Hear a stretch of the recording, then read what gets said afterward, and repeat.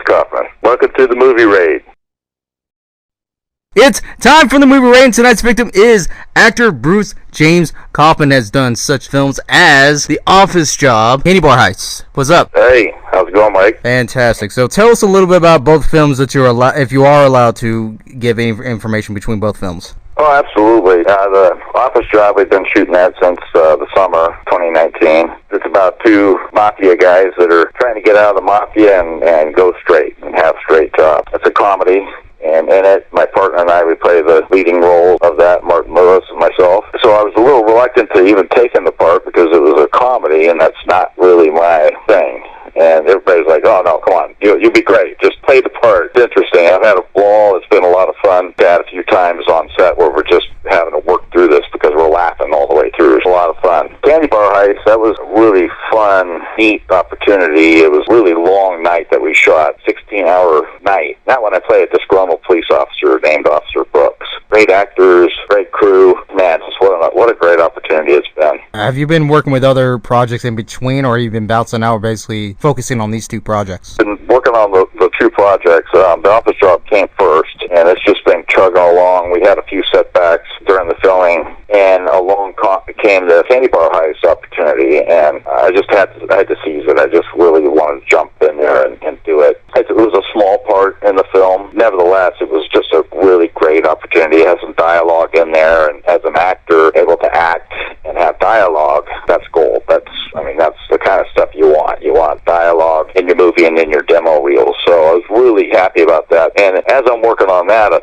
third opportunity came, and the Deliverance of Amy Stronghold came my way as well. And so I finished that up several weeks ago. And in that one, I play a corrections officer. Real key component, real part of that movie is the officer in there. His name is Sarge. It was just a great opportunity to play in that movie. Is this pretty much independent? Do you rather stick to this? Is it just better business at this time in terms of cinema right now? The roles that I play are antagonist, protagonist, really good guy or a really bad guy or something in between. And fortunately for me, the three movies that I've worked on and have all fit within that genre. I have some more opportunities coming up next year, 3 additional movies. Now, I can't really talk about at this time, but they all fit within that genre. They all fit within that good guy, bad guy stuff. I've hit my stride as far as getting those roles, and I just really couldn't be happier. It's just kind of unbelievable being offered opportunities versus having to hit the pavement and be looking for them. I mean, I'm always looking, don't get me wrong, but it's just been a unique, super blessed to have these opportunities coming my way. It's just been incredible. This has been absolutely unbelievable. Do you think an actor's emotions grow stronger and even more effective and efficient in lower budget films opposed to any higher budget films or even higher studios? Do you think it actually helps them a lot easier to get these roles out better? I don't know if money is going to make a whole lot of difference, or a whole lot of money for that matter. I've yet to experience that, quite honestly, but the work that I do, I just want it to be authentic. Being able to just strip away any notion of what I'm here for other than playing the role and the part of the movie is really where I want to be. And so far that's worked out really, really well for me. Now, I could see how somebody was making maybe a lot of money and they were doing this a lot. Maybe they could begin to take it for granted, that type of thing. Because I think that where I'm at right now, I'm pretty hungry to do a really good job and really deliver the best that I can. And that's my intention, is to do that throughout the career. Based on past experiences and seeing how people kind of work, I could see how the tendency could go either way. It could be like, wow, here's a great incentive. I want to work even harder and maybe even earn more. Or it could get to a place where somebody has earned so much that maybe they lose that drive.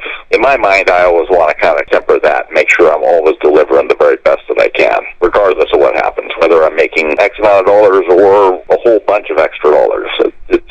It's about the art itself, and that's where it needs to be. Do you think sometimes feeling that you have to be in the center of attention, do you think sometimes that might work out? Not to actually have that mentality, but to actually feel like you have to be that way in order to get your surroundings as well as the role itself? That's a tricky question with a tricky answer. Wherever the actor is at, to make a scene pop. And I guess the first thing I think of, the first word that comes to my mind is authenticity. Just to bring that authentic part of the movie that you're reading a script. You don't want to just look like you're just reading it. I mean, obviously you need to be acting the part as you're saying it. obviously they're not smiling as they're reading the role. It's possible, depending on what the scene is all about. That's where a good session of maybe a little trial and error. I've done it when I'm shooting, and I'll do the script and say it, and I'll look at the director and say, hey, was it like that? Did you like that? And immediately get that feedback, and if it's not, I'm willing to do it again. Let's just do this till we get it exactly the way that you want it. There are so many emotions and so many different things that could flow that the director themselves, they're the ones that have it in their mind how they want this all to fit. As a particular artist, we only know our parts, but don't necessarily know the entire picture of how that all fits together and the emotions that fit together to make that entire thing flow. So we're kind of compartmentized a little bit as each actor, and that's where that communication between the artist and the director is very, very important. In my opinion, being willing to ask the director or assistant director, hey, am I on point here? Let me know. I'm willing to do it again. Do you think sometimes it's best to give a little bit or try to get the audience of yourself a little bit before you even attempt to do a role? Or do you think it's best to just leave them in the dark and then figure out what the character is as you perform it?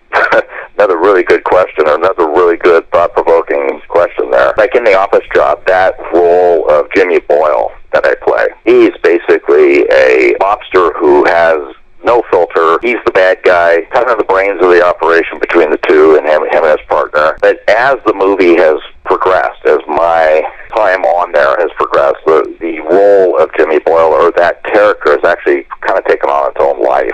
It's really interesting how that happens. That's a really good example of that, because I've had to play his part, I don't want to say for so long, but a lot longer than the other two movies, that you can really kind of get a sense of texture, a little sense of some aesthetics behind this character. He's really become something that I'm not, that I portray. And so it's really cool to do that, to actually kind of come that out. Create something that never was there. Director had something in their mind, here's this character I want to create, but they're kind of really dependent on the actor to bring that out. You know, what does that guy actually look like? What does he sound like? What's his attitudes like? And it's really neat to see the director and the people that are in charge of the film kind of all excited, going, gosh, here's the character that we created, that we wrote about, is alive right in front of us. I mean, when you see them have that moment, that's just like so special. It's really, really cool. And then to be the artist that's doing it makes it even better. It's just awesome. Having worked with between the director and yourself, you think that even though the director knows what he or she wants, and you may not entirely know what he or she wants, but how do you keep yourself keeping it from between art and artificial between doing the characters and or any other type of role that you're trying to enter in? Really embody who that person is. And that's a lot of extra work. That's more work than just reading the lines. Even when I'm not on set, I would be thinking, hey, what would Jimmy Boyle be? What would he say about this situation? What would his attitude be about this? Now, obviously, I can't always say that right out loud when I'm getting a coffee or I'm talking with somebody about something. But I can think about it, and I can think about, gosh, how would they react to this? And so it's really kind of interesting as you begin to mold this character or this nuance, and it's all part of discovery, so that when you are on set, you have something to go back on. It's like, I kind of know who this guy is a little bit more as time's go along. Just really invest in the character that you're playing. That investment doesn't always have to take place on set. Investment can be in doing your lines. Know your lines and study those. There's no worse feeling than going on set and not having your lines. That's not fun. Have those down. Have that character developed and be working on it. It just makes it so much more fun when you're on set and you're filming. It just all comes out. Now you're not worried about the script. You're not worried about, what's this guy think or what's he doing. You just do it. And it's just something magical that happens. It's so cool. That's the best part about acting, and the best part of this art is that when you put that time in, when you get up in front of the camera, you forget about the camera, and you're just there, and it just seems so real. There's been times when I've done scenes where I'm actually pinching myself, going, Jesus, this seems so real. It's like I'm caught up in the moment. It's just awesome. Oh yeah, definitely, because when you use like fantasy and reality and you combine them both, you make a whole different mixture each and every single time, and it never repeats itself. And having to be the actor and being in control of this, how do you keep yourself from just not being so repetitive, not just with the role, but just being repetitive as yourself, having to go in with each and every genre? It's almost like a cycle, so to speak. Well, it really kind of is. In The Office Job, Jimmy Boyle has very little filter. He's crass, and the things that he says, he does have a playful spirit. That, you know, that character, I really kind of adore him. He's a great guy. Officer Brooks in the Candy Bar Heist, really quite a miserable human being. Officer Brooks, just playing him, it was fun. I mean, the acting part's fun, but embodying this character, I found, in some ways, a challenge, and really almost difficult, because wearing a uniform in a patrol car, and I used to be a cop, and so incidentally, being in the car, and everything is so authentic, I mean, it was just really surreal, because it was like, wow, I've been here before, and his attitude, you know, my whole character was to play a burned-out cop, so it really kind of hit home with me, you know, not treating my co-star, my partner in the movie, you know, my character didn't treat him really well. Doesn't talk to him very well either. I actually did embody some of that. I was like, wow, man, you know, I actually had to apologize to Neil. I said, Neil, I mean, we're just acting, right? He's like, oh, yeah, we're just acting. I mean, that's how real it got. That's how real it was really getting. It was just so bizarre. It's just crazy. Deliverance of Amy Stronghold, kind of almost a whole 180 degrees difference from Officer Brooks. This one I play Sarge, who is a very positive influence on Amy Stronghold. Just a very positive influence on her, and that role was just different.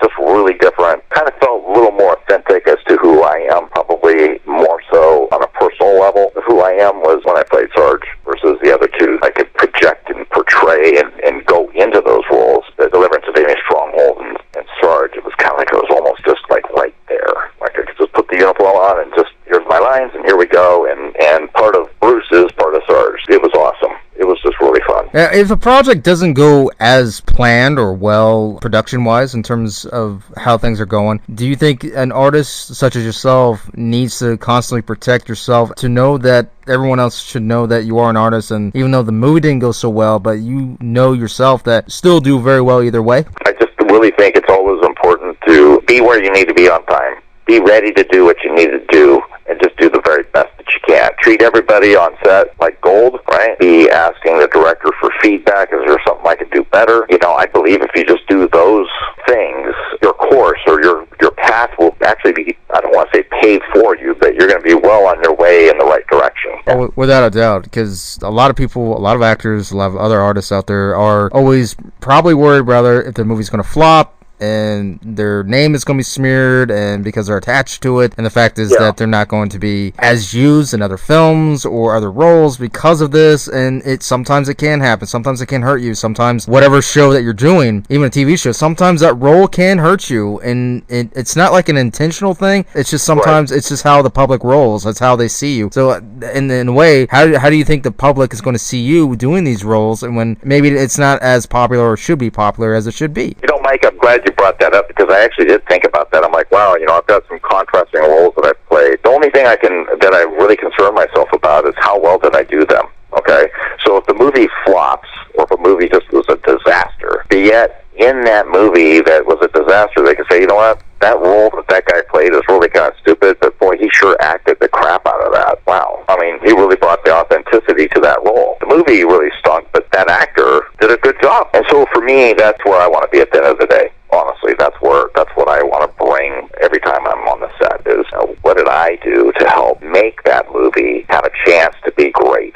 Not that it's great because I'm there, but what could I do? What could I contribute to help make it great? Aside from that, there's always going to be forces and things that are out of our control or out of my control. It just is what it is. Maybe it was a poor storyline. Maybe there were some other acting issues. Who knows? Or if there could be other things that bring it down. At the end of the day, just want people to say, wow, man, that was a great actor.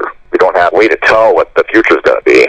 And if we did, then we could avoid all of those risks, if you will. But I think being an actor and doing what we do inherently has some risk to it anyway. Because experience, when you're experiencing that kind of thing, was a bad film, or maybe you had a bad role that probably didn't go so well. Problem is, a lot of actors will take that experience and then they're going to try to run with it, or try to keep it in their head that it might repeat the same experience. But the thing is, you're discouraging yourself as an artist as to perform the role. Yeah, exactly. It's kind of like, you know, if I could use like a sports analogy, you know, the guy that goes out and hits the three-pointers and he's hitting them and hitting them and hitting them. And, you know, then all of a sudden he misses one and then now can't hit anything. And it's often because the person's overthinking it. They can't hit it, now they just can't hit it for whatever reason,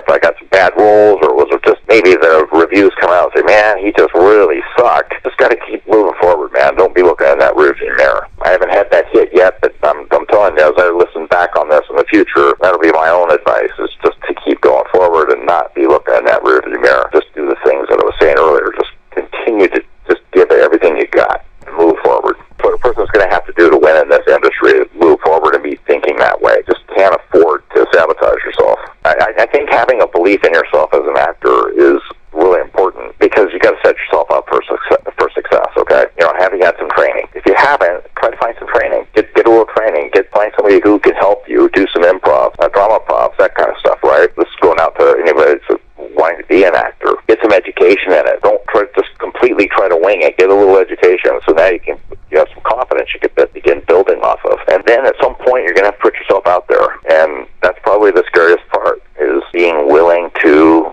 fail. Be willing to take some of that feedback and not have it come back. I mean, my goodness, when I was starting off in this, I got some pretty bad feedback. If I took that at a heart level, I wouldn't even be on this show with you. But you have to have a belief. This is what you want to do. No matter what, this is what I'm going to do, and I'm going to continue to move forward and not be looking backwards. Keep looking forward, not backwards. But be willing to take the hits, because they're going to come. There will be some feedback. There'll be some challenges that will challenge you to quit and not continue to give up. Go ahead and plug in any websites or anything that we can check out right now. I am on Internet Movie Database. If you look my name in there, you can see the 2 movies that I have the credits for. I have a third. The credits just haven't been put in there. It's in post-production. That's Deliverance of Amy Stronghold. So I have a personal website that I'm putting together, but I really don't want to release that until I have all of my demo reels and all that good stuff put in there. There you have it, everybody. That is actor Bruce James Kaufman.